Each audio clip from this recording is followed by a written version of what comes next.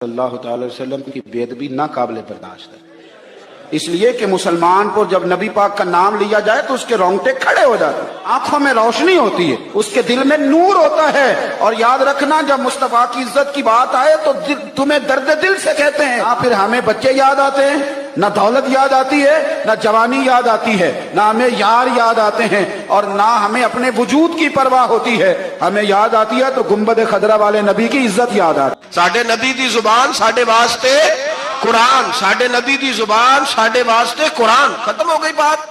جو مرضی کو کہتا پھر عقیدہ مضبوط زبردست، ایک منٹ کے لیے بھی ہلنے کی ضرورت نہیں۔ سب نے اپنے اپنے دلائل دیے ختم نبوت پہ، ضرورت ہی نہیں تھی جب حضور کہہ گئے۔ جو بن سکتے تھے ان کو نبی پاک کہہ گئے، جو بن سکتے تھے جن میں صلاحیتیں تھیں، حضور نے فرمایا علی تو میرے لیے اسی طرح ہے جس طرح موسیٰ کے لیے ہارون تھے۔ لیکن موسیٰ کے بھائی ہارون بھی نبی تھے، پر میرے بعد کوئی نبی ہو سکتا تو ہو اسی طرح جس طرح موسیٰ کے لیے ہارون، جن کے اندر خوبیاں پائی جاتی تھی۔ فرمایا ابو بکر میری ساری امت سے افضل ہے پر نبی نہیں ہے۔ میرے رسول پاک نے فرمایا عمر فاروق میں وہ ساری خوبیاں پائی جاتی ہیں جو ایک نبی میں، لو کان نبی بعد لکان عمر ابن خطاب، اگر کوئی میرے بعد نبی ہوتا تو خطاب کا بیٹا عمر ہوتا۔ جو ہو سکتے تھے جب وہ نہیں ہوئے تو کانا شانہ اٹھ کے آ گیا ہے، ادھر قادیان کا رہنے والا، اور تو کہتا ہے نہیں مجھے مان لو، چلو پورا نہ مانو، ذلی مان لو، بروزی مان لو، کوئی حیا ہونی چاہیے۔ بڑے بڑے سیانے بندے، ان کو آج تک پتہ ہی نہیں کہ یہ ذلیل کتنے، ان کے اندر خباثت کتنی پائی جاتی ہے۔ میرے رسول پاک امت کے لوگوں نے اپنے اپنے دلائل دیے، نبی پاک کی امت نے اپنے اپنے۔ حضرت میاں محمد بخش صاحب رحمت اللہ علیہ ختم نبوت پہ بات کرنے لگے تو انہوں نے انوکھی بات ہی کر دی، انوکھی بات۔ ایک شخص ان سے کہنے لگا چل کے دیکھو تو صحیح، ملے تو صحیح۔ آپ فرمانے لگے دفع کرو، جنہ اندر عشق ہے رچیا اونا نہیں پاج جانا، پاویں سونے ملن ہزارہ آسانی یار بٹونا۔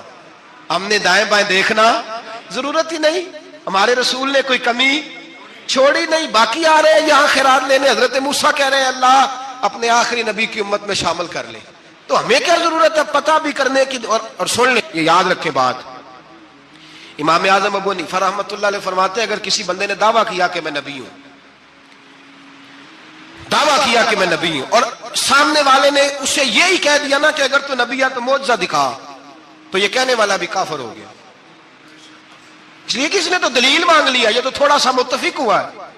تماشا دیکھنے کے لیے بھی اگر کہا نا کہ اگر تو نبی ہے تو دلیل لا، کوئی معجزہ، تو یہ لفظ کہنے والا بھی بولیے دائرہ اسلام سے کیوں مانگی تو نے دلیل، کیا ضرورت پڑی تھی، کیوں تو نے ایسا کہا؟ اتنا متفق کا عقیدہ ہے کہ تو مانگ، تو یہ بھی نہیں کہہ سکتا کہ چل کچھ کر کے دکھا، یہ بھی تیرے لیے جائز ہے۔ صوفیاء کہتے ہیں تو نے سوچ کیسے لیا؟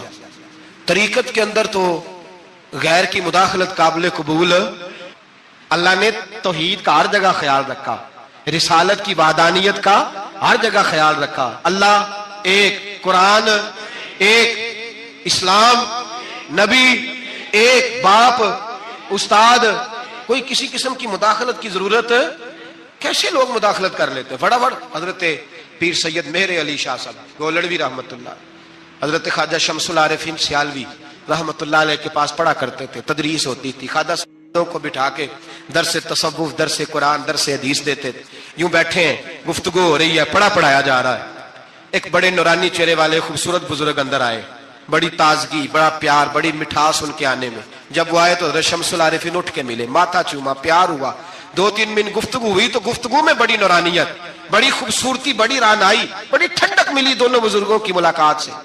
چند لمحوں کے بعد، تھوڑی دیر گفتگو کے بعد وہ بزرگ اٹھے باہر نکل گئے۔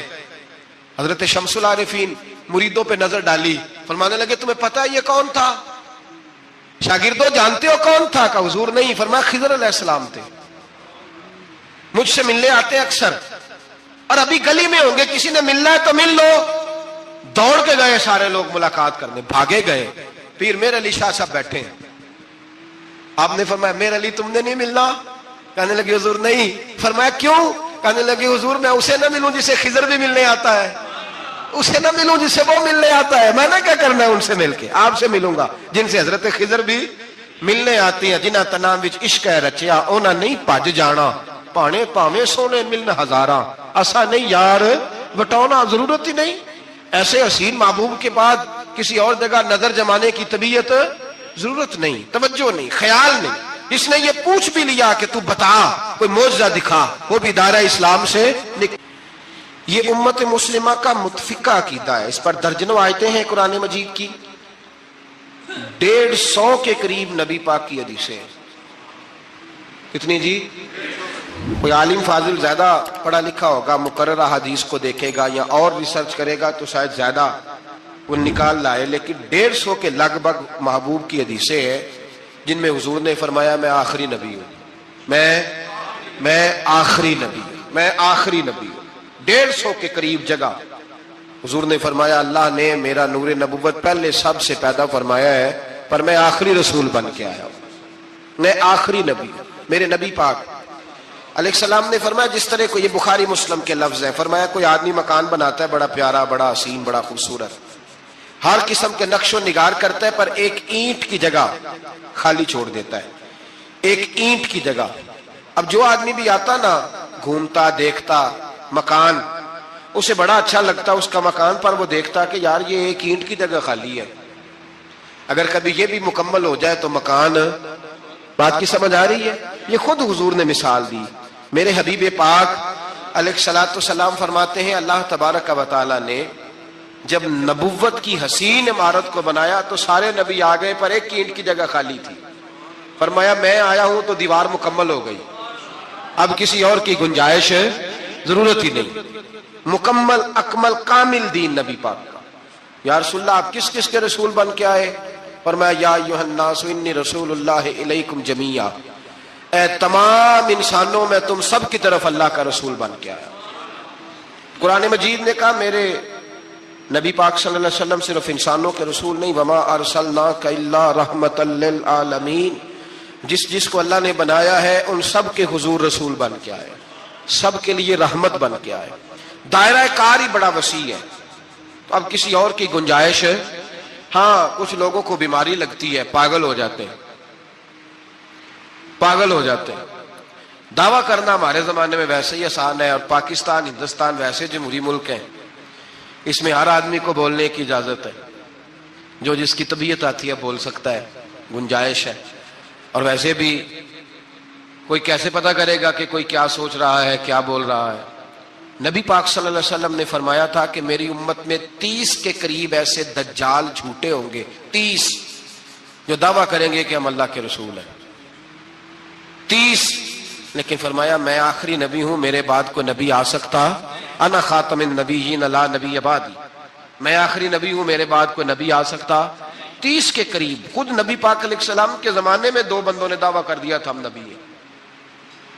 اللہ تبارک و تعالی نے ارشاد فرمایا ما کان محمد ابا احد من رجالکم، فرمایا محمد صلی اللہ علیہ وسلم مردوں میں سے کسی کے باپ نہیں، ولکن رسول اللہ، لیکن اللہ کے رسول ہے۔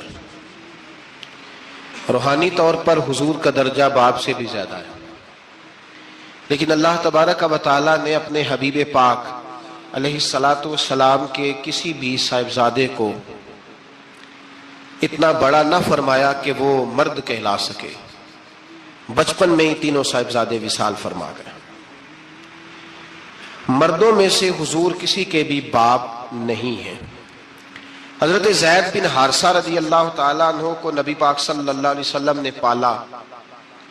وہ حضور کے اس طرح کے غلام تھے کہ لوگ انہیں حضور کا بیٹا ہی سمجھنے لگے۔ بہت سارے لوگ کہنے لگے زید بن محمد صلی اللہ تعالی علیہ وسلم۔ اللہ کریم نے منع فرمایا، فرمایا میرے رسول مردوں میں سے کسی کے بھی باپ نہیں ہیں۔ حضور اور اس کی وجہ نبی پاک صلی اللہ تعالی علیہ وآلہ وسلم مردوں میں سے کسی کے باپ نہیں، اللہ کے رسول ہے، وخاتم النبیین، اور سب نبیوں میں سے آخری نبی ہے۔ اللہ کے رسول ہے اور سب نبیوں میں سے حضور کون سے نبی ہیں جی؟ آخری۔ حضور کے بعد کوئی اور نبی آ سکتا؟ اللہ نے قانون بنا دیا ہے، قانون بنا دیا ہے، آخری نبی ہے رسول پاک علیہ السلام۔ حضور کے صاحبزادے بچپن میں کیوں وصال کر گئے؟ اس آزمائش سے نبی پاک علیہ السلام اس لیے گزرے کہ اللہ نے حضور کی ختم نبوت کے قانون کی حفاظت فرمانی تھی۔ اگر نبی پاک کے کوئی بیٹے بڑے ہوتے تو نبی کے بیٹے نبی ہوتے، اور چونکہ دروازہ نبوت ذات رسالت پر بند کر دیا گیا، اس لیے اللہ تبارک و تعالیٰ نے محبوب کے کسی بیٹے کو بھی پروان نہیں چڑھایا، وصال ہو گیا، اس لیے کہ حضور اللہ کے آخری نبی پاک صلی اللہ علیہ وسلم کے زمانے میں حضور نے خود فرمایا تھا 30 کے قریب لوگ ہوں گے جو دعویٰ کریں گے ہم نبی ہیں، فرمایا دجال ہوں گے، کذاب ہوں گے جو دعویٰ کریں گے۔ ایک بندے نے تو حضور کی ظاہری حیات میں ہی دعویٰ کر دیا، مسلمہ اس کا نام تھا، 150 سال کے قریب عمر پائی اس نے، اور بہت سارے اس کے ماننے والے اسی لیے ماننے لگ گئے کہ عمر بڑی لمبی ہے۔ معاذ اللہ تعالیٰ، لوگوں کا اپنا اپنا مزاج ہے نا، ماننے کا اپنا اپنا مزاج ہے۔ ایک اس سے کانا آدمی دعا کرانے آیا، ایک آنکھ سے کانا تھا، اس نے دعا کرائی تو دونوں آنکھوں سے اندھا ہو گیا، دونوں آنکھوں سے۔ اللہ نے اسے سزا دی تو ایک ماننے والا کہنے لگا فٹافٹ مان جاؤ، ورنہ جو اس کی نہ مانے پورا اندھا ہو جاتا ہے۔ ماننے والوں کا اپنا انداز ہے نا۔ ایک لنگڑا آیا، ایک ٹانگ سے لنگڑا کے چلتا تھا، مسلمہ سے دعا کرانے آیا تو دوسری بھی ضائع ہو گئی، یہ اس کا حال تھا۔ پر ماننے والوں کا کیا کیا جائے، ماننے والے جس کو مرضی ماننے لگتے ہیں، نفسیاتی طور پر لوگ کمزور ہو جاتے ہیں۔ مسلمہ نے نبی پاک صلی اللہ علیہ وسلم کو خط لکھا، کہنے لگا حضور کے زمانہ مبارکہ میں، اور کچھ حدیثیں ایسی بھی ملتی ہیں جس سے یہ ثابت ہوتا ہے کہ اس کی حضور سے ملاقات بھی ہوئی، سامنے کچھ بول نہ سکا، جا کے خط لکھا، کہنے لگا کہ آپ میرے ساتھ معاہدہ کر لیں، جب تک آپ حیات ظاہری میں آپ نبی، اور جب آپ کا وصال ہو جائے تو میں نبی، یا یہ معاہدہ کر لیں کہ آدھے عرب کے آپ نبی اور آدھے کا میں نبی۔ معاذ اللہ، اس نے یہ خط لکھا، نبی پاک نے جواب لکھا، فرمایا میں تو اللہ کا رسول ہوں، تو کذاب ہے، تو کذاب ہے، جھوٹا ہے۔ لوگ ایک اور بھی، میں ایک دن آرٹیکل پڑھ رہا تھا، کہنے لگے جی مرزے کے اب بڑے ماننے والے ہیں، اس کو کذاب نہیں کہنا چاہیے، ان کو دکھ ہوتا ہے، جو جھوٹ بولے اسے جھوٹا نہیں کہنا چاہیے۔ تو تھی بول دے کیوں نہیں، تو اڈا کی پروگرام ہے، کہنا چاہیے کہ نہیں کہنا چاہیے، یہ ثواب ہوگا۔ اس لیے کہ جو نبوت کا دوچا دعویٰ کرے اس کو نبی پاک نے جھوٹا کہا ہے۔ حضور نے فرمایا تو کذاب ہے، کیا کہا ہے، تو ثواب ہوئے گا، کھو گئے تھے، کیا کہا ہے، کذاب۔ تو اس کو کذاب کہنا نبی پاک کی کیا کی ہے نا، پھر انجیو دے منن والے تکلیف ہوندی تے میں کہا پئی ہوے، وہ کذاب ہے، لہذا ہمیشہ کذاب ہی رہے گا۔ جب حضور نے کہا ہے جو دعویٰ کرے نبوت کا وہ کیا ہے، تو لہذا کذاب ہی رہے گا۔ حضور نے لکھا کذاب، جب نبی پاک نے کذاب لکھا نا خط میں، کون لے کے جائے گا، اب اس کے دربار میں جانا ہے، حالات بڑے خطرناک ہیں، اس کے گرد بندے بھی ہیں، اور اس کے گھر جانا ہے، مشکل مرحلہ ہے۔ ایک صحابی تھے چھابڑی فروش، سر کے اوپر رکھ کے نا ٹوکرا، تو مدینے کی گلیوں میں کھجوریں بیچتے، 11-12 بچوں کے باپ تھے۔ کون جائے گا، اور جسمانی طور پہ بھی کمزور تھے، فٹافٹ اٹھے، کھجور کھا رہے تھے، ہاتھ کھڑا کر کے کہا حضور کسی اور کی ڈیوٹی نہ لگانا، میں جاؤں گا۔ جب یہ لفظ کہے تو ان کے منہ سے کھجور کے ٹکڑے گرے صحابہ کے چہروں پر۔ ایک صحابی کہنے لگے پہلے کھجور تو کھا لے، بڑی تجھے جلدی ہے بولنے کی، کھا تو لے۔ کہنے لگے اگر میرے کھاتے کھاتے ڈیوٹی کسی اور کی لگ گئی تو، کسی اور کی لگ گئی تو کیا کروں گا، جلدی ہے مجھے۔ حضور سید عالم صلی اللہ علیہ وسلم نے نا اپنا نیزہ دیا، گھوڑا دیا، فرمایا ذرا ڈٹ کے جانا، اس کے گھر جانا ہے۔ کہ محبوبہ فکر ہی نہ کرے، فکر نہ کرے۔ صحابہ کہتے ہیں اس طرح وہ نکلا جیسے کوئی جرنیل نکلتا ہے، اس کا انداز ہی بدل گیا، اس کے طور طریقے ہی بدل گئے، وہ یوں نکلے جیسے کوئی بڑا دلیر آدمی جاتا۔ حضور نے بھیجا ہے نا، نبی پاک نے بھیجا ہے نا، انداز ہی بدل گئے، طریقے ہی بدل گئے۔ مسلمہ کے دربار میں گئے، وہاں ایک شخص جو بعد میں مسلمان ہوا، وہ بتلاتا ہے کہ جب حضرت حبیب بن زید پہنچے نا تو نیزہ ہاتھ میں تھا، زور سے گاڑا جا کے اس کے دربار میں، زور سے گاڑ دیا زمین پہ۔ مسلمان نظر کون ہو، آپ فرمانے لگے تجھے چہرہ دیکھ کے نہیں پتا چلا میں رسول اللہ کا نوکر ہوں؟ ہمارے تو چہرے بتاتے ہیں ہم رسول والے ہیں، ہمارے تو چہرے بتاتے ہیں نبی پاک والے، تجھے پتا نہیں چلا کون ہوں، کیسے آئے ہو؟ فرمایا یہ تیرے خط کا جواب لایا ہوں۔ بادشاہوں کا طریقہ یہ تھا کہ خط خود نہیں پڑھتے تھے، ساتھ ایک بندہ کھڑا ہوتا تھا وہ خط پڑھتا تھا۔ مسلمان نے اس کو خط دیا، پڑھو۔ جب اس نے خط پڑھا تو لکھا تھا تو کذاب ہے۔ اب سب نے سن لیا، اکیلے میں ہوتا تو چلو بات اور تھی، سن لیا سب نے، آگ بگولا ہو گیا، آنکھیں سرخ ہو گئی، جلال برسانے لگا۔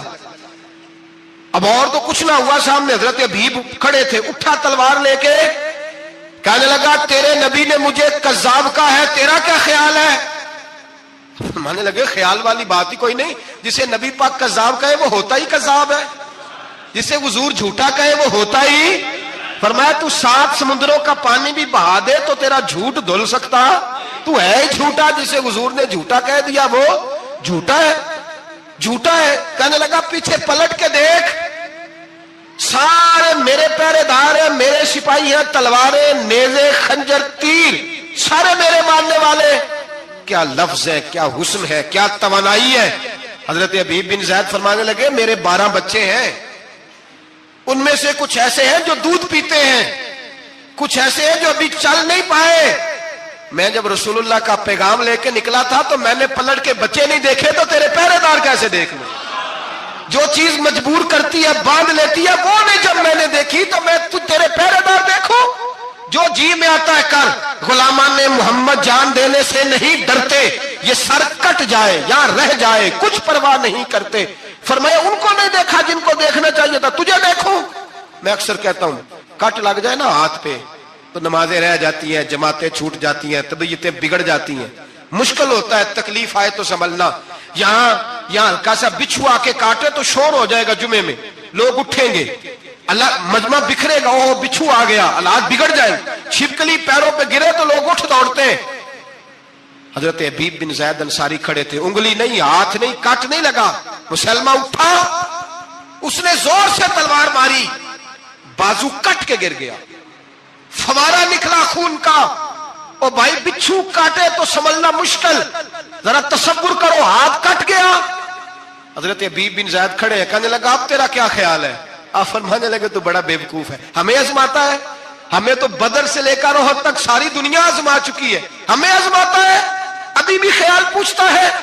فرمایا میرا خیال وہی ہے جو میرے رسول نے فرما دیا ہے، خیال وہی ہے جو نبی پاک نے کہہ دیا ہے۔ پھر تلوار ماری، دوسرا ہاتھ کٹ گیا، ذرا سوچنا، غور کرنا، ٹانگ ٹوٹی نہیں، ہڈی نہیں ٹوٹی، ماس نہیں اکھڑا، ہاتھ کٹ کے گرا، 2 ہاتھ گر گئے، زمین پہ گرے۔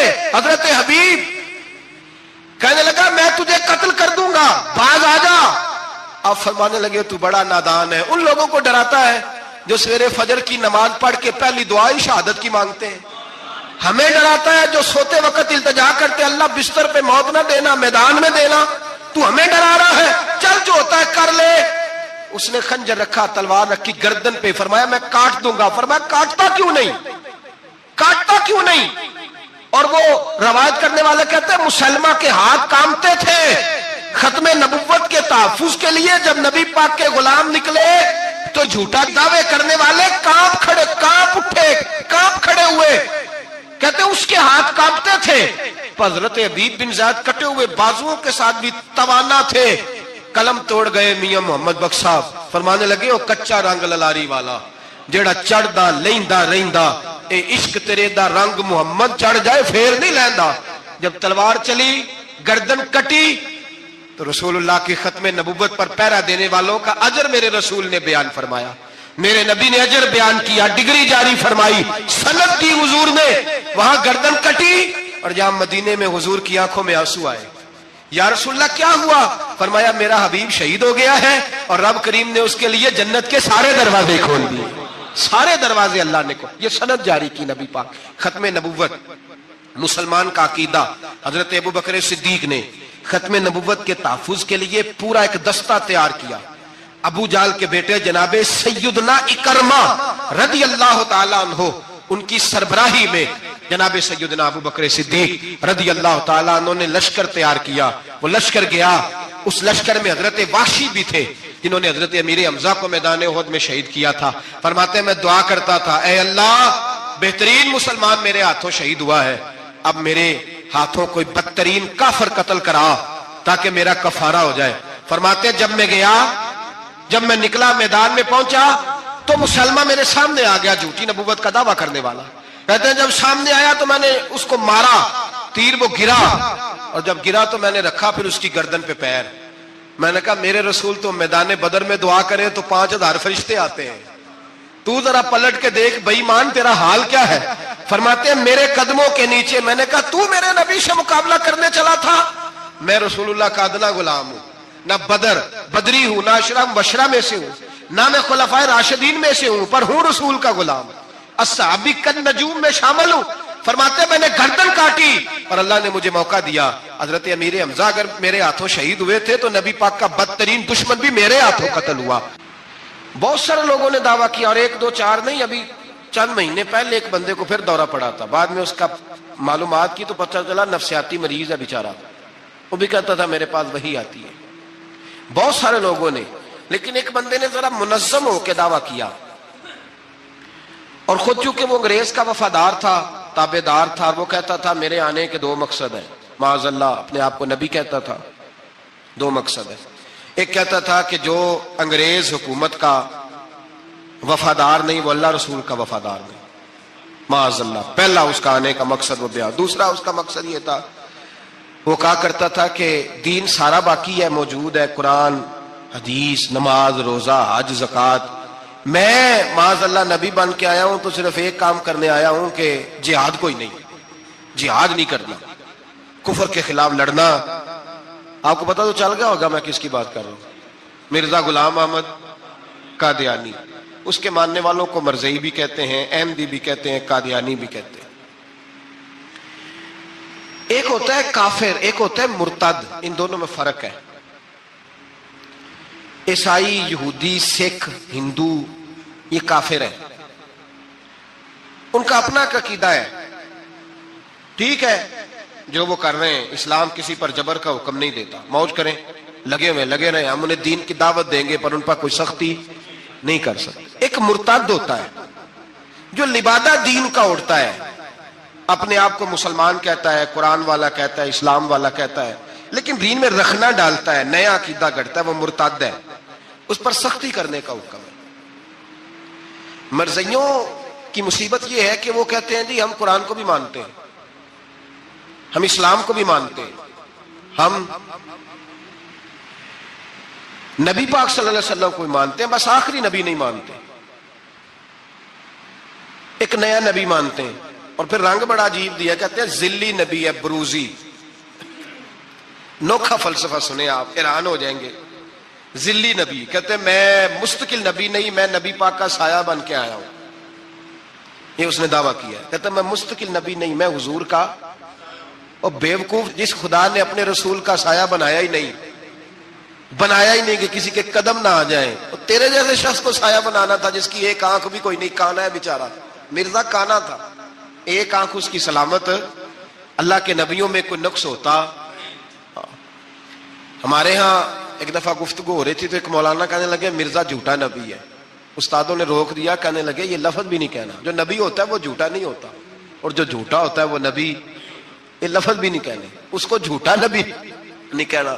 کہا حضور پھر کیا کہیں؟ کہنے لگے چلو کانا شانا کہہ لیا کرو، اتنی گنجائش ہے، یہ تو 2-4 جملے ہیں، جیسا بیچارہ ہے تھا ویسا چلو کہہ لو، کانا شانا کہہ لیا کرو، اس کی اجازت ہے، لیکن یہ لفظ کہنے کی اجازت منظم سازش کی اس شخص نے، منظم، اور یہ رکی نہیں۔ ہماری یونیورسٹیوں کے اندر بہت سارے لیکچرار بھرتی کیے جاتے ہیں جو قادیانی ہیں، مرزئی ہیں، اور آپ حیران ہوں گے یہ بات سن کے کہ یورپ کا ویزا سب سے آسانی سے اس بندے کو ملتا ہے جو کہتا ہے جی میں مرزئی ہو گیا ہوں، مجھے پاکستان میں خطرہ ہے، فٹافٹ بلا لیتے ہیں۔ تمہاری ان کے ساتھ کیا رشتہ داری ہے جو تمہیں فٹافٹ بلاتے ہیں؟ بتاؤ کیا تعلق ہے جو تمہیں سپورٹ کرتے ہیں؟ مرزا غلام احمد قادیانی نے دعویٰ کیا، پہلے وہ کہنے لگا جی میں محدث ہوں، میں حدیثوں کی تشریح کرتا ہوں، پھر کہنے لگا میں مجدد ہوں، دین کی تجدید کروں گا، پھر آہستہ آہستہ کہنے لگا جی میں امام مہدی بن کے آیا ہوں۔ لوگ کٹھے ہونے لگے نا، ہمارے لوگ تو دعا کرانے پہ قائل ہو جاتے ہیں، ویسے بھی جو نئی مداری لگائے اس کے بندے جلدی قائل ہو جاتے ہیں۔ علامہ اقبال نے پنجابی کا، میں خود پنجابی ہوں لیکن اقبال نے پنجابی کا مزاج بیان کیا ہے،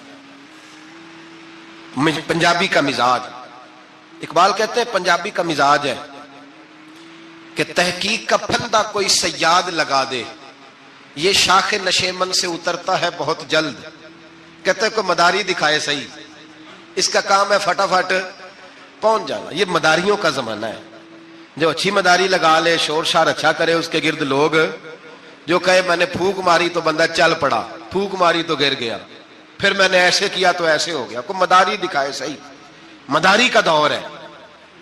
اس نے بھی مداری لگا لی، میں دعا کرتا ہوں تو فلانا صحیح ہو گیا، میں یہ کرتا ہوں تو کبھی محدث ہو گیا، کبھی وہ مجدد ہو گیا، پھر کہنے لگا میں امام مہدی ہوں۔ پھر اس نے تھوڑی ترقی کر لی تو کہنے لگا میں مسیح موعود ہوں، وہ جو حضرت عیسیٰ علیہ السلام نے دوبارہ پیدا ہونا تھا تو لہذا میں آ گیا ہوں، معاذ اللہ۔ پھر آہستہ آہستہ جب اس نے سمجھا نا کہ اب بندے تھوڑے پکے ہو گئے ہیں جو میرے ساتھ ہیں، پھر کہنے لگا نہیں میں ذلی نبی ہوں، بروزی، میں سایہ بن کے آیا ہوں۔ مرزا غلام محمد قادیانی، پشت پناہی اس کو انگریز کی حاصل تھی۔ کسی شخص کی جب حکومتیں سپورٹ کرتی ہیں پھر اس کا آگے بڑھنا بڑا آسان ہو جاتا ہے۔ اس کی انگریز نے مکمل پشت پناہی کی۔ اپنے بچوں کو سمجھائیں جو بات عرض کر رہا ہوں، ہمارے اپنے شہروں میں جو معروف سکول ہیں ان کے اندر ایسے ٹیچر بھرتی ہونے لگے ہیں جو قادیانی اور مرزئی ہیں، جو گندے نظریات کے حامل لوگ، جو طرح طرح کی، آپ کو نہیں پتا، ہمیں تو شوق ہی بڑا ہے نا، بچہ ایف ایس سی کرے صحیح، جائے جدھر مرضی، بی ایس سی کرے بس وہ، اور بڑی جلدی لوگ مائل اور قائل ہوتے ہیں۔ ایک صاحب مجھے کہنے لگے جی اب تو سائنس بھی ماننے لگی ہے اسلام کی ساری باتوں کو، تو میں کیا مانے چاہے نہ مانے، سائنس کے ماننے سے کوئی فرق پڑتا؟ نہیں مانتی سائنس تو نہ مانے، کیا اس میں حرج ہے؟ ایک حکیم صاحب بڑے پرانے بڑے سیانے کہنے لگا جی میں 2-3 امراض کا علاج کرتا ہوں، اس میں ایک کھانسی بھی ہے، چند قطرے شراب کے ڈال کے میں دوائی بناتا ہوں، بندہ ٹھیک ہو جاتا ہے۔ میں نے کہا آپ کا دماغ ٹھیک نہیں، میرے نبی پاک صلی اللہ علیہ وسلم نے جس چیز کو گند کہا ہے اس میں کبھی شفا ہو سکتی، سارا زمانہ بھی کہے کہ ٹھیک ہو جائے گا تو اس میں شفا ہو سکتی، جو پیشاب سے زیادہ پلید ہے اس میں بھی کبھی شفا ہو سکتی ہے۔ تو سائنس مانے، حکمت جو مرضی کہے۔ ڈاکٹر روز کہتے ہیں کزن میرج سے مسائل بنتے ہیں، قریبی رشتہ داروں میں شادی کرنے سے۔ رسول پاک علیہ الصلوۃ والسلام نے سگے چچا کے بیٹے کے ساتھ حضرت فاطمہ کا نکاح کیا۔ اگر مسائل بن سکتے ہوتے تو رسول پاک کبھی یہ کام کر سکتے؟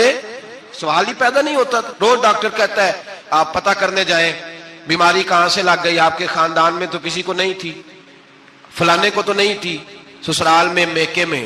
بھئی اللہ کے رسول نے فرمایا بیماری متعدی نہیں ہوتی، ایک کو دوسرے سے لگ سکتی، تو ساری دنیا کے ڈاکٹر کہیں بے شک ہماری طبیعت مان سکتی، ہم کوئی کچے نظریات کے لوگ ہی نہیں، یہاں تو بندے فٹافٹ ایسے ہو جی وہ سنا تھا اس نے کہا تھا، کیا مطلب ہے؟ ملا رومی نے بڑی پیاری بات لکھی ہے۔ ملا رومی کہتے ہیں کہ ایک بادشاہ تھا تو اس کے زمانے میں ایک بندے نے نا نبوت کا دعویٰ کر دیا، اس نے کہا میں بھی نبی ہوں، معاذ اللہ ثم معاذ۔ بادشاہ بڑا سمجھدار تھا، سیانہ بندہ تھا، اس نے کہا اس کا پس منظر تو پتہ کرو، کوئی پاگل تو نہیں، کوئی گھر میں جھگڑا تو نہیں رہتا، اس کا بھوک کا ستایا ہوا تو نہیں، کیونکہ اس طرح کے بندے مختلف دعوے کرتے پھرتے ہیں۔ پتہ کیا، معلومات کی، تو لوگوں نے آ کے بادشاہ کو بتایا کہ نا کچھ نہیں نا تو 15 دن اس کو روٹی نہیں ملتی بیچارے کو، بڑے کاروبار کیا ہے، چمکا کوئی نہیں، تو اس نے کہا چلو یہ والا کام کرتے ہیں، مشہور تو ہو جائیں گے نا، بدنام جو ہوں گے تو کیا نام نہ ہوگا۔ بادشاہ نے کہا چلو ٹھیک ہے بلاؤ، اس کو بلایا تو بادشاہ کہنے لگا اس کو باورچی خانے میں لے جاؤ اور جتنے کھانے پک سکتے ہیں نا پکا کے اس کے سامنے رکھو، صبح شام اسے روٹی کھلاؤ۔ 15 دن نہ 2 ہفتے بڑا خوب کھانا کھلایا اس کو، زبردست اچھی طرح سے سیر ہو کے روٹی کھلائی۔ تو ملا رومی کہتے ہیں 15ویں دن باہر نکالا، بادشاہ کے سامنے پیش کیا، تو بادشاہ کہنے لگا اور معاذ اللہ دعویٰ کرنے والے کہ میں نبی ہوں، کوئی نیا پیغام آیا تیرے پاس کہ نہیں، کوئی نیا الہام، کوئی نیا پیغام؟ کہنے لگا جی بالکل آیا ہے۔ نے کہا سنا؟ کہنے لگا میرے پاس نیا پیغام آیا ہے کہ تو جہاں پہنچ گیا یہاں سے نکلنا نہیں، اب تو یہی رہنا ہے، یہ مجھے حکم ہوا ہے، لہذا اگر تو حکم عدولی کرے گا تو نافرمان ہو جائے گا۔ تو اس نے کہا ٹھیک ہے میں تیری بات سمجھ گیا ہوں، روٹی تجھے 3 وقت ملا کرے گی لیکن تو گھر جا کے رہے۔ آج کے بعد اس طرح کا کوئی دعویٰ، پیٹ کے ہاتھوں مجبور ہو کے لوگ دعوے کرتے ہیں، اور پھر جو ان کے ساتھ ہوتے ہیں نا وہ بھی بہت سارے پیٹ کے ہاتھوں مجبور ہوتے ہیں، تنخواہیں لگ جاتی ہیں، اور جب کسی کی تنخواہ لگ جاتی ہے پھر پراپوگنڈا کرنا اس کی ذمہ داری ہوتی ہے، شور کرنا ذمہ داری، رائے عامہ ہموار کرنا اس کی ڈیوٹی ہوتی۔ مرزا صاحب نے دعوے کر دیے، لوگ اکٹھے ہونے لگے، انگریز کی پشت پناہی تھی، اور اس نے سب سے پہلا اٹیک ان لوگوں پہ کیا جو سردار کہلاتے تھے، چودھری کہلاتے تھے، زمیندار تھے۔ غور کریں جو بات سمجھا رہا ہوں، اس کا سب سے پہلا الناس والا دین ملوکہم، لوگ اپنے سرداروں کے مذہب پہ ہوتے ہیں۔ مرزے کا سب سے پہلا اٹیک، قادیانیوں کا سب سے پہلا جو حربہ تھا وہ چودھری لوگ تھے، بڑے لوگ، اس لیے کہ اسے پتا تھا کہ ان لوگوں پہ قبضہ جمایا جائے گا تو باقی جو عوام ہے اس کو قریب کرنا آسان ہو. بڑے بڑے ذمہ داروں پہ، جگیرداروں پہ، مالداروں پہ، رئیس لوگوں پہ اس نے پھندے ڈالے، قابو کیے اور ایک جمعیت تیار کر لی. پھر جب لوگ اکٹھے ہو گئے اور اس نے دعویٰ کر دیا کہ میں نبی ہوں، علماء نے اس کو کئی دفعہ بلایا. حضرت پیر میرے علی شاہ صاحب رحمت اللہ علیہ، پیر صاحب نے فرمایا کسی میدان میں سامنا تو کر، گفتگو تو کر، پر وہ سامنے آنے کو تیار. امیر ملت پیر جماعت علی شاہ صاحب محدث علی پوری رحمت اللہ علیہ فرمایا سامنے تو آنا، کہیں سامنے تو آ تو صحیح. حضرت حجت الاسلام مولانا حامد رضا خان صاحب رحمت اللہ تعالی علیہ حضرت کے صاحبزادے فرمانے لگے تو ایسا بے ایمان ہے، سامنے کیوں نہیں آتا؟ باہر تو نکلنا، آ تو صحیح. ہم تو اس رسول کے ماننے والے ہیں جو ہر میدان میں سامنے آ جاتے تھے، ہر میدان میں. لیکن نا نبی دنیا میں تبلیغ کرنے آتے ہیں، کشتی کرنے نہیں آتے. مولانا حامد رضا صاحب نے وزیر خان مسجد میں تقریر کی، اعلیٰ حضرت کے شہزادے تو فرمانے لگے ہم تو اس رسول کے ماننے والے جو ہر میدان میں سامنے رہے. نبی پاک باہر نکلے تو رکانہ پہلوان بکریاں چرا رہا تھا، کھیت میں تھا. کہنے لگا میں نبی تب مانوں گا جب میرے ساتھ کشتی کریں گے. حضرت بلال حبشی رضی اللہ تعالیٰ عنہ فرماتے ہیں کہ حضور کا مزاج نرم و نازک تھا، ہاتھ پھول سے زیادہ نرم ہوتے تھے، کستوری سے زیادہ خوشبودار ہوتے تھے، نرم و نازک وجود تھا، مکھی نہیں بیٹھتی تھی. جب اس نے یہ بات کی تو میرا دل کیا میں آگے بڑھ کے کہوں تو بیوقوف ہے، کبھی کشتیوں کے ساتھ بھی تبلیغ ہوئی ہے؟ بیوقوف ہے تو؟ کہتے ہو کہنے لگا جی میرے ساتھ تو سینکڑوں لوگ آئے، کوئی مجھے گرا نہیں سکا، اگر آپ گرا دے تو میں کلمہ پڑھ لوں گا. کہتے رسول پاک نے آستینیں چڑھائی، فرمایا چل آجا کشتی کر لیتے. تو آ صحیح میدان میں نکل. میرے رسول پاک نے آستین چڑھائی، تامت مبارک کو سمیٹا، فرمایا چل آجا. ہر میدان میں رسول پاک تشریف لائے، نبی پاک سامنے ہوئے، حضور نے اس کو داؤ لگانے کا موقع دیا. کبھی ٹانگوں کی طرف بھاگتا، کبھی پیچھے آتا، کبھی دائیں. جب بھاگ کے حضرت بلال کہتا وہ بھاگ رہا تھا، حضور مسکرا رہے تھے. سبحان اللہ. نبی پاک کیا بات ہے، سرکار ہنس رہے تھے کہ چل چل یار ٹھیک ہے بھاگ دوڑ لے. جب بھاگ دوڑ لیا تو میرے نبی پاک نے بازو سے پکڑا، 2-3 دفعہ لایا تو زمین پہ گر گیا. حضور نے پکڑ کے اٹھایا، فرمایا میں صرف گرانے نہیں آیا، میں تو اٹھانے آیا ہوں. کھڑا کیا تو کہنے لگا نہیں آپ نے تو مجھے موقع ہی نہیں دیا. تو حضور نے فرمایا دیر کوئی نہیں ہوئی، تو دوبارہ آ جا، کوئی عرض نہیں، آ جا دوبارہ سے. دوبارہ آیا تو میرے حبیب نے 2 دفعہ ہلایا تو پھر جا گرا.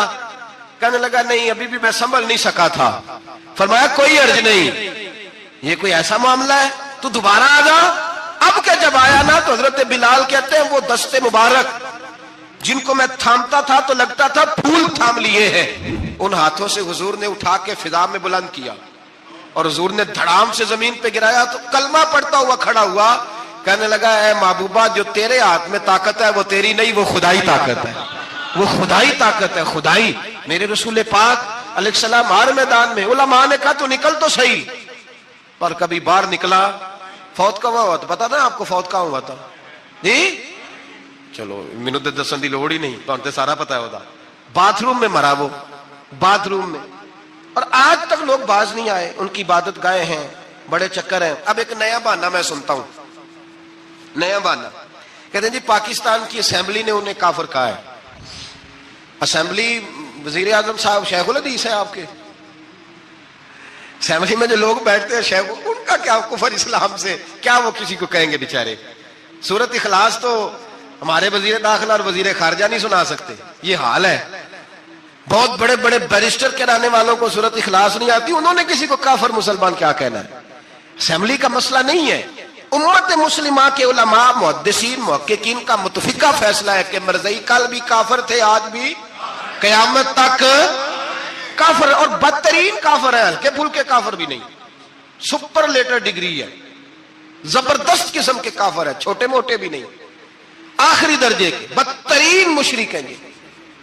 ہم لوگوں کی اپنی موج ہے جمہوری، اور نہیں جی نہیں نرمی کرنی چاہیے، نہیں جی نہیں نرمی کرنی. ایک پارٹی والا دوسرے پہ سختی کر رہا ہے. مذہب کے معاملے میں سارے اس نے اخلاق کے قائل ہیں، سب اخلاق کے قائل ہیں. نرمی کرو ٹھیک ہے، سب کو کہو چلو ٹھیک ہے گلی برابر کی ہے، ووٹ برابر کے لے لو. وہاں کہتے ہیں نہ دیے تو لڑائی بھی ہوگی، ناراضگی بھی ہوگی، جھگڑا بھی ہوگا، یہ بھی ہوگا. دنیا داری کے معاملے میں سختی اور دین کے معاملے میں ایسا نہ کرو. وہ بدترین مشرکین ہیں، انہوں نے ایسے ایسے ظلم کیے. وہ تو کہتے ہیں جو ہمارے پیچھے نماز، مرزا تو یہ کہتا تھا جو مجھے نہیں نہ مانتے وہ سارے شیطان کے پیروکار ہیں، تو سب کو شیطان کہہ رہا ہے تو نرمی کر رہا ہے. اور پھر اس کی کرامتیں بڑی عجیب تھیں. فرشتہ آتا تھا وہی لے کے، اس کا نام تھا ٹیچی. ٹیچی اپنی کتاب میں لکھا ہے. نام کیا ہے؟ نبی پاک صلی اللہ علیہ وسلم نے فرمایا کہ جناب عائشہ کے ساتھ میرا نکاح اللہ نے آسمانوں پہ کیا ہے. اس نے حدیث پڑھ لی تو سویرے اٹھ کے اس نے بھی ایک فتویٰ دیا. ایک بی بی تھی، نام تھا محمدی بیگم، کہنے لگا میرا بھی اس کے ساتھ آسمانوں پہ نکاح ہو گیا ہے. پھر ساری زندگی محمدی بیگم کی منتیں ہی کرتا رہا. اس نے کہا میں نے نہیں کرنا تیرے بے ایمان کے ساتھ نکاح. کیسا آسمانوں پہ نکاح ہوا تھا، پھر زمین پہ ہو سکا؟ ایسا بدبخت آدمی، ایسا بدبخت. اور اس کو جو خوابیں آتی تھی بڑی نرالی تھی. 15 روپے کا ملازم تھا، وہ ماہانہ 15 روپے ملتے تھے، سیالکوٹ میں ملازمت کرتا تھا. جب یہ اس نے ڈھونگ اور ڈرامہ رچایا تو موجیں لگ گئی. میں نے کہا کہ مداری کوئی بھی کرے تو لوگ اکٹھے ہو جاتے ہیں. سیدھی سیدھی بات، صاف ستھری بات تو اتنی جلدی ہضم ہی نہیں نہ ہوتی لوگوں کو. تو اس نے جب وہ کہتا مجھے خواب آئی ہے. خواب کیا آئی ہے؟ کہتا وہ میرے پاس کوئی آنے والا آیا تو مجھے ہزاروں روپے دے گیا ہے. جب بھی اس کو خواب آئی کوئی ہزاروں روپے کی آئی، دولت کی آئی. مرزے نے بہت سارے لوگ بطور تنخواہ دار وہاں رکھے. پھر یہ تحریک چلی، 1 2 4 نہیں، درجنوں لوگ اس میں شہید ہوئے. جگہ جگہ رسول اللہ کے غلاموں نے صلی اللہ. اور بڑی ذمہ داری سے بات کہہ رہا ہوں، بڑی ذمہ داری سے. دین کی کوئی تحریک چلتی ہے تو نہ سیاستدان نکلتا ہے، نہ جاگیردار، نہ سیاستدان، نہ وڈیرا، نہ کوئی اور، الا ماشاءاللہ. دین کی تحریک چلتی ہے تو نہ یہ لاکھ لاکھ روپیہ لینے والے نعت خواں باہر نکلتے ہیں، نہ جو بڑی گدیوں پہ جدی پشتی پیر بیٹھے ہیں وہ باہر آتے ہیں. وہ علماء اور مشائخ جن کا دین سے رشتہ ہے. اگر پیر جماعت علی شاہ صاحب نکلے تو خالی پیر نہیں تھے، عالم دین بھی تھے. اگر پیر میرے علی شاہ صاحب نکلے تو خالی پیر نہیں، بہت بڑے عالم تھے. حجت الاسلام نکلے تو خالی پیر نہیں، عالم تھے. یہ علماء نکلتے ہیں، مار کھاتے ہیں. ایک عالم نے مار نہیں کھائی، 2 نے نہیں کھائی، درجنوں نے کھائی، ہزاروں اور سینکڑوں نے کھائی. علماء نے قربانیاں دی، جیلوں میں بند ہوئے. علامہ محمود رضوی صاحب رحمت اللہ تعالی علیہ کو پکڑ کے لاہور کے قلعے میں بند کیا گیا، اور انگریز نے اس قدر سخت سزا دی کہ علامہ کو باندھ کے ختم نبوت کی تحریک چلانے کے جرم میں الٹا لٹکا کے تو نیچے توڑی ڈال کے اور چیزیں ڈال کے دھواں جلا دیا گیا. ان کے ناک میں دھواں جاتا تھا. ساری زندگی دمے کے مریض رہے. 2-3 باتیں بھی کھول کے نہیں کر پاتے.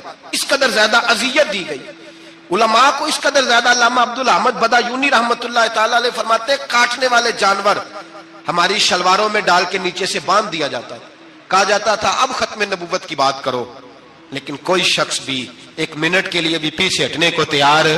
قربانیاں دے کر، قربانیاں ان بے ایمانوں کو کافر قرار دلوایا.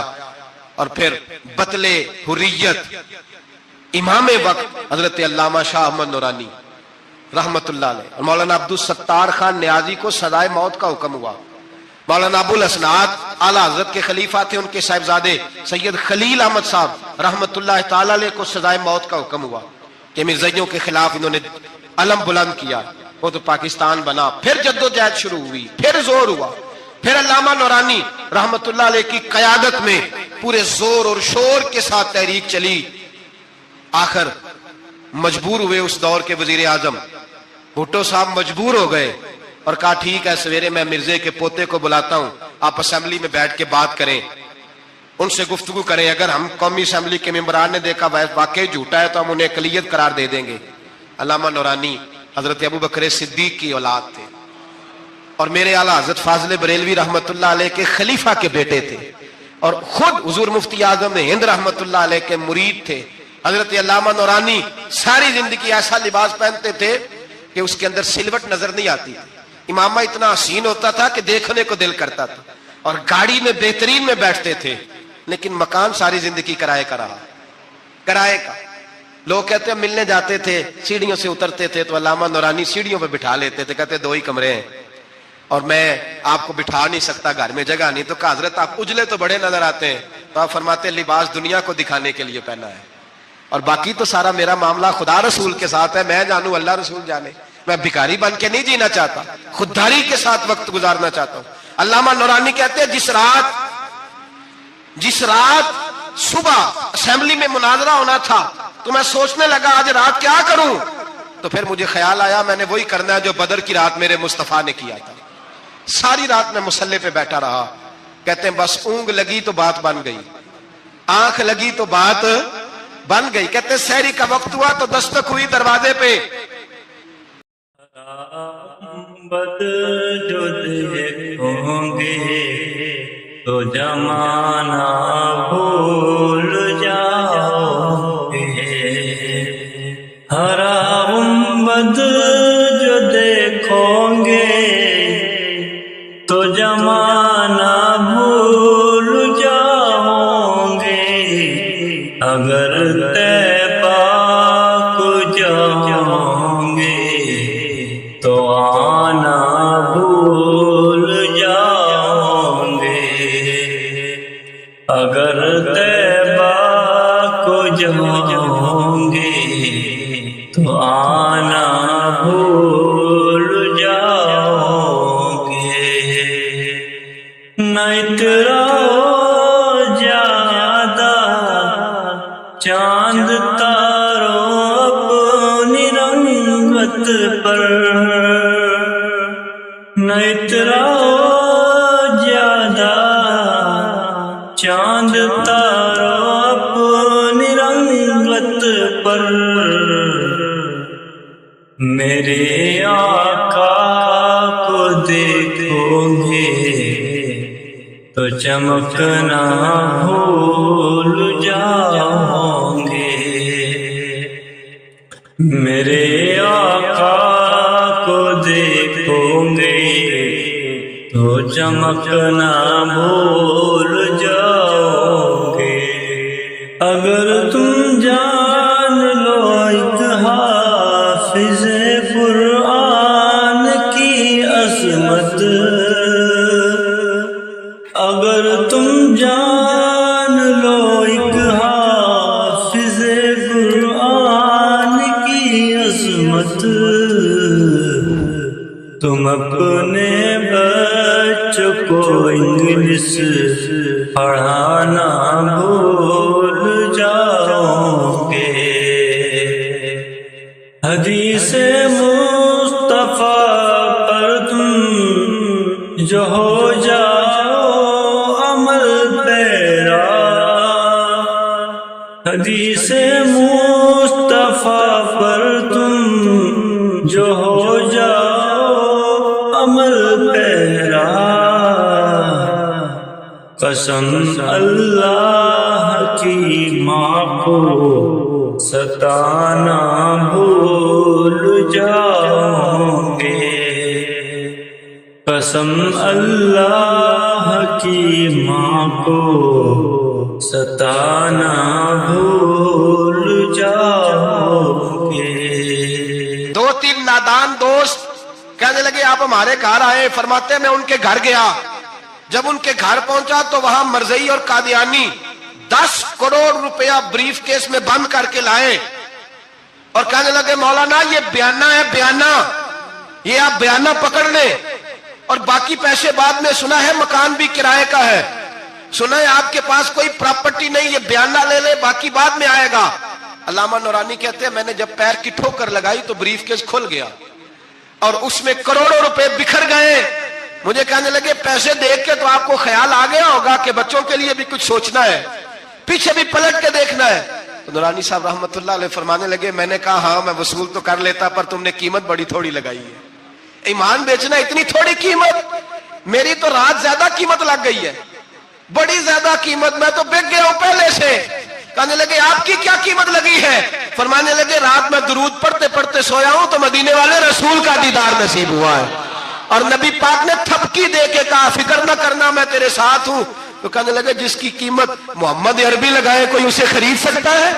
سویرے میدان لگے گا اسمبلی میں اور میں اسمبلی کے فلور پہ ثابت کروں گا تم کل بھی بے ایمان تھے, آج بھی بے ایمان ہو, قیامت تک تم بے ایمان ہی رہو گے. جتنا مرضی پڑھ جاؤ, لکھ جاؤ, جتنی مرضی بڑی عبادت گاہیں بنا لو, جتنا مرضی شور کر لو اور جتنے مرضی کینیڈا اور امریکہ تمہارا ساتھ دے لے, ہمارے رسول آخری نبی ہے, حضور آخری نبی ہے. یہ امت کا متفقہ عقیدہ ہے, اس میں کسی کو رکھنا ڈالنے کی اجازت. آپ فرماتے ہیں سویرے وہ آیا, بڑے زور سے آیا, کبھی انگریزی بولتا, کبھی کوئی بولی بولتا. لیکن احمد رضا کے دروازے کا ایک فقیر ایک بات ہی کرتا، وہ رضا کے نیزے کی مار ہے کہ عدو کے سینے میں غار ہے، کسے چارہ جوئی کا وار ہے کہ جو وار وار سے پار۔ کہتے ایک اور مولوی صاحب بھی آئے میرے ساتھ مناظرہ کرنے، ان کی اپنی کتاب سے نکل آیا کہ نبی پاک کے بعد آخری کوئی اور نبی آ جائے تو فرق نہیں پڑتا، اپنی کتاب سے، ان کے دارالعلوم بانی، دارالعلوم بنانے والے کی کتاب سے نکل آیا۔ تو مولوی وہ مرزا کہنے لگا تم نے بھی تو لکھا ہے۔ ہم نے کہا یہ بھی بے ایمان ہے، اعلیٰ حضرت کہہ چکے ہیں یہ کافر ہے، یہ بھی تمہاری طرح کا ہی ہے ظالم، لہذا اس کی بات کا کوئی اعتبار نہیں ہے، کافر قرار دے دیا گیا۔ کفر تو ہو گیا، اقلیت تو ہو گئی، لیکن وہ آج تک اپنی حرکتوں سے باز۔ ہمارے بچوں کو پتہ ہی نہیں یہ کتنے غلط ہیں، ہمیں خبر ہی نہیں کہ یہ کتنے برے ہیں۔ بھائی ایک صاحب سے میری ایک دفعہ بات ہوئی، چودھری صاحب تھے، گفتگو ہوئی تو کہنے لگے جی ختم نبوت نہیں مانتے تو ختم ہو گیا مسئلہ، اللہ ناراض ہو جائے گا، ختم نبوت نہیں مانتے تو اللہ ناراض ہو جائے گا۔ میں نے کہا جناب کے کتنے بچے ہیں؟ کہنے لگے 4۔ زمین کتنی؟ 20 کلے۔ کتنے کتنے آئے بولیے؟ تو میں نے کہا کہ نیا بندہ آ کے کھڑا ہو جائے کہ میں بھی آپ کا بیٹا ہوں تو آپ راضی ہیں؟ مثال دے رہا ہوں سمجھانے کے لیے، بلا مثال و بلا تشبیہ، آپ راضی ہو جائیں گے؟ بولے نہیں تو چپ کر کے آخنا چل کوئی نہیں، 4 بھی بن رہے تھے 5 بن لینے، ہو جائے گا ایسا؟